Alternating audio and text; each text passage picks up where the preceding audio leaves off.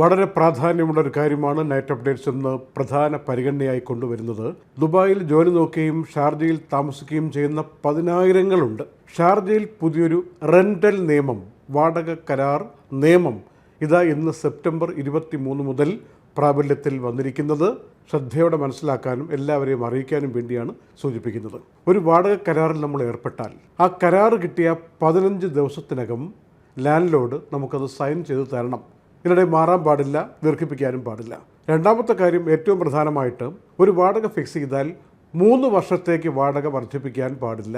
ഈ 3 വർഷത്തിനിടയ്ക്ക് രണ്ടു കൂട്ടരും സമ്മതിച്ചിട്ട് അല്ലറ ചില്ലറ വാടക വർധനവ് ഒരിക്കൽ കൊണ്ടുവന്നാൽ തന്നെ പിന്നീട് 2 വർഷങ്ങളിലേക്ക് വാടക വർദ്ധിപ്പിക്കാനേ പാടില്ല എന്ന് ഭരണാധികാരി ശക്തമായി പുതിയ റെൻ്റൽ നിയമത്തിൽ ഇന്ന് പറഞ്ഞിരിക്കുകയാണ്. അപ്പോൾ ചില ലാൻഡ് ലോഡ്സ് കരുതുന്നുണ്ടാവും ഈ ടെനൻറ്റിനെ അങ്ങ് പറഞ്ഞയച്ചുകളയാം.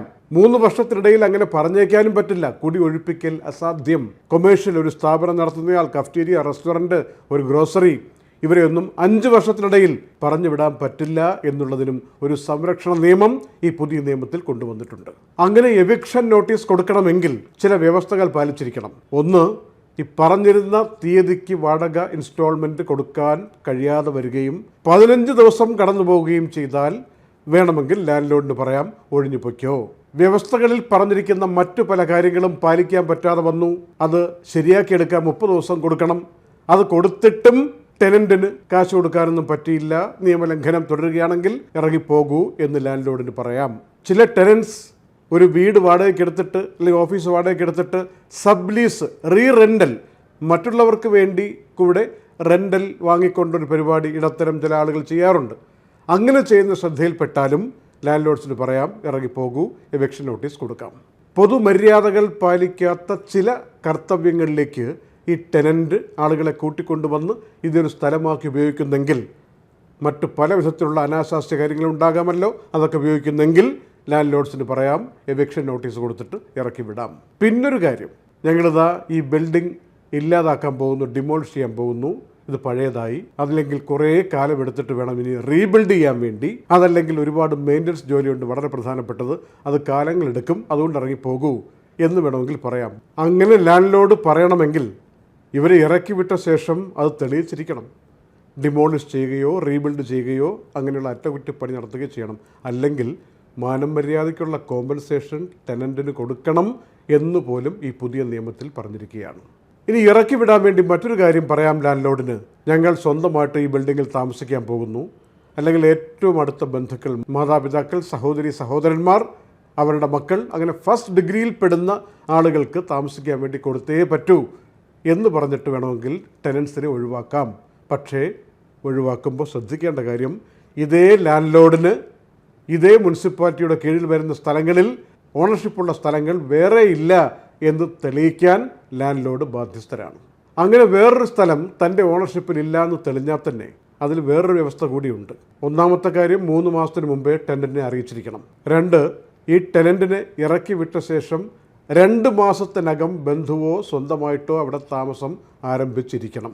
ആ താമസിക്കുന്ന ബന്ധു അല്ലെങ്കിൽ സ്വന്തമായി താമസിക്കുന്ന കുടുംബം കുറഞ്ഞത് 1 വർഷം ആ ബിൽഡിങ്ങിൽ താമസിക്കണം. അല്ലെങ്കിൽ ഈ ടെനൻറ്റിനെ ഇറക്കി വിടാൻ വേണ്ടി മാത്രം കരുതിക്കുട്ടി ഉണ്ടാക്കുന്ന ഡ്രാമ എന്ന രൂപത്തിൽ അതിനെ വ്യാഖ്യാനിക്കാം. നഷ്ടപരിഹാരം കൊടുക്കേണ്ടി വരും, ബുദ്ധിമുട്ടിലാകും ലാൻഡ് ലോഡ്. ചില ലാൻഡ് ലോഡ്സ് നന്നായിട്ട് വിളവ് കാണിക്കും. അവർ പറയും ഞങ്ങൾ വാടക വാങ്ങുന്നില്ല, നിങ്ങൾ ഇറങ്ങിയേ പറ്റൂ, കഴിഞ്ഞ വർഷത്തെ വാടകയ്ക്ക് ഇപ്പോൾ തുടരാൻ പറ്റില്ല, കാലം മാറി, അതുകൊണ്ട് ഇറങ്ങിപ്പോകൂ, ഞങ്ങൾക്ക് വാടക തരേണ്ടതില്ല, നിങ്ങളുടെ ഓഫീസിൽ കൊണ്ടുതരാം, ഓഫീസിലും തരേണ്ടതില്ല, ഞങ്ങൾ എവിടെയാണെന്ന് പോലും നിങ്ങൾ അറിയേണ്ട കാര്യമില്ല, എത്രയും പെട്ടെന്ന് ഇറങ്ങണം, അല്ലെങ്കിൽ ഞങ്ങൾ അങ്ങനെ ചെയ്യും ഇങ്ങനെ ചെയ്യും എന്നൊക്കെ പറയും. പക്ഷേ പ്രകോപനം കൂടാതെ, കാരണം കൂടാതെ, ഈ പറഞ്ഞ സാഹചര്യങ്ങളൊന്നും കൂടാതെ അങ്ങനെ പറയുകയാണെങ്കിൽ എത്രയാണോ ഇൻസ്റ്റാൾമെൻറ്റ് കൊടുത്തുകൊണ്ടിരിക്കുന്നത് അതാത് ഡ്യൂ ഡേറ്റിൽ കൊണ്ടുപോയി ബന്ധപ്പെട്ട മുനിസിപ്പൽ അതോറിറ്റിയെ ഈ വാടക ഏൽപ്പിക്കാൻ ടെനൻറ്റിന് അവകാശമുണ്ട്, അധികാരമുണ്ട്. ഇനി അതല്ല, എത്ര നാളിലാണ് ഈ വാടക കൊടുക്കേണ്ടെന്ന കാര്യം പോലും പറഞ്ഞിട്ടില്ല എന്ന് വരികിൽ 4 ഇൻസ്റ്റാൾമെൻറ്റ് ചെക്കാക്കി മാറ്റിയിട്ട് അതോറിറ്റിയിൽ കൊണ്ട് കൊടുക്കാം, നമ്മുടെ ഭാഗം ക്ലിയറായി എന്നർത്ഥം. ഇനി മറ്റൊരു പ്രവണത ഷാർജയിലുണ്ട്. ഈ കെട്ടിടം ഓണർഷിപ്പ് ചേഞ്ച് ചെയ്യുകയാണ്, പുതിയ ഓണർ വന്നാൽ എത്രയായിരിക്കും വാടക ഞങ്ങൾക്ക് പറയാൻ പറ്റില്ല എന്ന് പറഞ്ഞുകൊണ്ട് ടെനൻസിനെ ഒഴിവാക്കുന്നൊരു പ്രക്രിയ ചിലയിടങ്ങളിലെങ്കിലും ഉണ്ട്. എന്നാൽ അങ്ങനെ ഓണർഷിപ്പ് ചേഞ്ച് ചെയ്താലും ടെനൻറ്റിൻ്റെ ഈ വ്യവസ്ഥകൾ അതുപോലെ പാലിക്കപ്പെടണം. ഒരിക്കൽ വാടക ഫിക്സ് ചെയ്ത് കഴിഞ്ഞാൽ 3 വർഷത്തേക്ക് കൂട്ടാൻ പാടില്ല. ഇതിനിടയിൽ എങ്ങനെയെങ്കിലും കൂട്ടിയാൽ തന്നെ പിന്നെ 2 വർഷത്തേക്ക് കൂട്ടാൻ പാടില്ല. അത് ഓണർഷിപ്പ് ചേഞ്ചുമായിട്ട് യാതൊരു ബന്ധവുമില്ല. അതിൻ്റെ പേരിൽ ഇറക്കി വിടാനും പറ്റില്ല, വാടക കൂട്ടാനും പറ്റില്ല.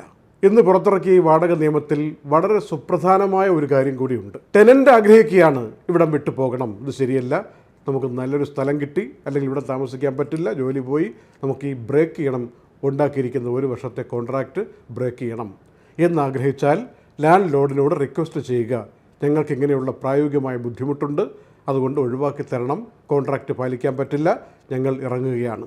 ആ സമയത്ത് ലാൻഡ് ലോർഡ് എഗ്രി ചെയ്യുകയാണെങ്കിൽ ഓക്കെ, നോ പ്രോബ്ലം, പോകാം എന്നതും. ചില ലാൻഡ് ലോർഡ്സ് പറയും, നിങ്ങൾക്ക് ഈ കുറഞ്ഞ വാടകയ്ക്ക് തന്നത് കാരണം എനിക്കൊരാളെ കിട്ടിയിട്ടുമില്ല, നിങ്ങളീ പോവുകയാണെങ്കിൽ ഇപ്പോൾ ആളെ എനിക്ക് പെട്ടെന്ന് കിട്ടുകയുമില്ല, അതുകൊണ്ട് നിങ്ങൾ കോമ്പൻസേഷൻ നൽകണമെന്നാവശ്യപ്പെട്ടാൽ എത്ര കാലാവധി ബാക്കിയുണ്ടോ ആ കാലാവധിക്ക് വരുന്ന ടോട്ടൽ റെൻറ്റിൻ്റെ 30% കൊടുത്തിട്ട് അവിടെ നിന്ന് പടിയിറങ്ങേണ്ടി വരും എന്ന കാര്യം കൂടി ഈ വാടക നിയമത്തിൽ ഇന്ന് സെപ്റ്റംബർ 23 പ്രാബല്യത്തിൽ വരുന്ന ഉത്തരവായി ഇറക്കിയിരിക്കുന്ന ഭരണാധികാരിയുടെ ആ ഉത്തരവിൽ വ്യക്തമാക്കിയിട്ടുണ്ട്.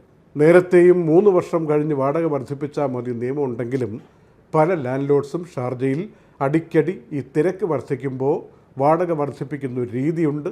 ഒരുപാട് പേർ പരാതിപ്പെട്ടിട്ടും അവർക്ക് നീതി കിട്ടിയിട്ടില്ല എന്നൊക്കെ പറഞ്ഞ സാഹചര്യത്തിൽ ഇത് ഭരണാധികാരി വളരെ പ്രാധാന്യത്തിൽ കർശനമായ നിർദ്ദേശങ്ങൾ പുറപ്പെടുവിച്ചിരിക്കുകയാണ്.